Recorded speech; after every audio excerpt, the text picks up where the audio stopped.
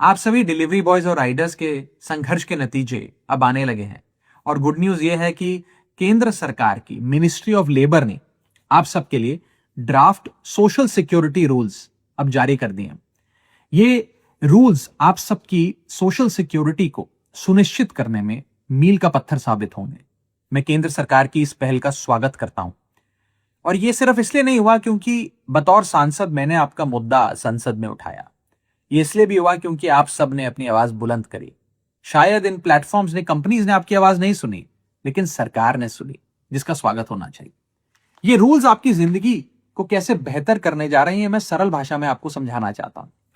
पहली चीज, आपको कानून की आंखों में अब रिकॉग्नाइज किया जाएगा, आपको पहचान दी जाएगी। अब ये कंपनियां आपको इंडिपेंडेंट कॉन्ट्रैक्टर कह के, पार्ट टाइमर कह के या मिसक्रिएंट कह के आपसे पल्ला नहीं झाड़ सकती।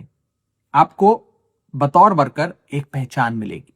दूसरी चीज, यदि आप किसी एक प्लेटफॉर्म के साथ साल में 90 दिन या एक से ज्यादा प्लेटफॉर्म्स के साथ साल में 120 दिन काम करते हैं, तो आप सोशल सिक्योरिटी के हकदार हो जाएंगे, एलिजिबल हो जाएंगे। तीसरी चीज जो होने जा रही है वो ये है कि आपका पंजीकरण होगा, रजिस्ट्रेशन होगा और सरकारी पोर्टल पर होगा, जिसके चलते आपको एक यूनिवर्सल अकाउंट नंबर मिलेगा और एक डिजिटल आईडी कार्ड मिलेगा। आपको एक सरकारी पहचान मिलेगी। अब कोई कंपनी एक सीक्रेटिव एल्गोरिथम के पीछे छुपकर आपको मिटा नहीं सकती, आपको आपकी आइडेंटिटी को रिमूव नहीं कर सकती। चौथी चीज जो होने जा रही है वो ये है कि अब ये कंपनियां लीगली बाउंड होंगी तमाम वर्कर्स को रजिस्टर करने के लिए, ये डेटा सरकार से शेयर करने के लिए और हर 3 महीने में इस डेटा को अपडेट करने के लिए। अब कोई बहाने नहीं, कोई एक्सक्यूजेस नहीं, कोई ये कहकर that we are just a tech platform कहकर कोई कंपनी अपनी जिम्मेदारी से भाग नहीं सकती। और अब आपको एक पहचान मिलेगी, जिसके चलते पांचवी चीज जो होने जा रही है वो ये है कि आप सबके लिए एक सोशल सिक्योरिटी फंड बनाया जा रहा है। ये सोशल सिक्योरिटी फंड में कंपनियां, ये प्लेटफॉर्म्स जो हैं, इनको अपनी आमदनी का एक परसेंटेज उसमें जमा करना होगा और ये फंड आपकी सामाजिक सुरक्षा पे खर्च होगा। ये कोई चैरिटी नहीं है, ये कोई सीएसआर नहीं है, ये कोई बहाना नहीं है, ये एक स्टैट्यूटरी रिक्वायरमेंट है, कानूनी जिम्मेदारी।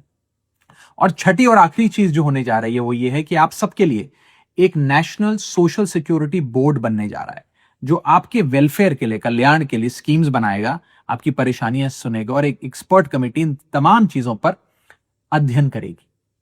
ये जब 6 चीजें होती हैं तो ये दरवाजा खोल देती हैं आपकी सोशल सिक्योरिटी के लिए। सोशल सिक्योरिटी जैसे आपकी accident insurance, health insurance, life insurance, minimum wages, maternity और हेल्थ बेनिफिट्स, पेंशन और ओल्ड एज बेनिफिट्स, और साथ ही साथ ऑक्यूपेशनल सेफ्टी नॉर्म्स। यानी कि आप सबको अब एक इंस्टीट्यूशनल रिकॉग्निशन मिलने जा रहा है। मैं आप सबको invisible wheels of the Indian economy कहता हूं, लेकिन ये प्लेटफॉर्म्स, ये कंपनियां शायद आपको मिसक्रिएंट्स कहती, उपद्रवी कहती। और जब मैंने आप सबकी आवाज उठाई तो इन प्लेटफॉर्म्स में, कंपनीज में बैठे कुछ लोगों ने मुझ पर पर्सनल अटैक्स करे, मेरे परिवार पर निजी हमले करे। मैं कहना चाहता हूं कि मैं इन हमलों से डरकर भागने वाला नहीं हूं। मैं अंतिम सांस तक गिग वर्कर्स के अधिकार की लड़ाई को लड़ूंगा।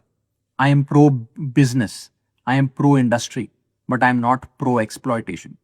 संसद में सबसे ज्यादा शायद मैंने इनोवेशन, स्टार्टअप और एंटरप्रेन्योरशिप की बात रखी होगी, लेकिन एक्सप्लॉयटेशन का समर्थन मैं कतई नहीं कर सकता, क्योंकि सुरक्षा कोई नारा नहीं है, सम्मान कोई एहसान नहीं है और सोशल सिक्योरिटी कोई दान नहीं है।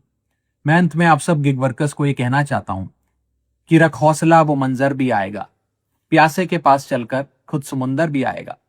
थक कर मत बैठ जाना ओ मंजिल के मुसाफिर, मंजिल भी मिलेगी और मिलने का मजा भी आएगा। जय हिंद।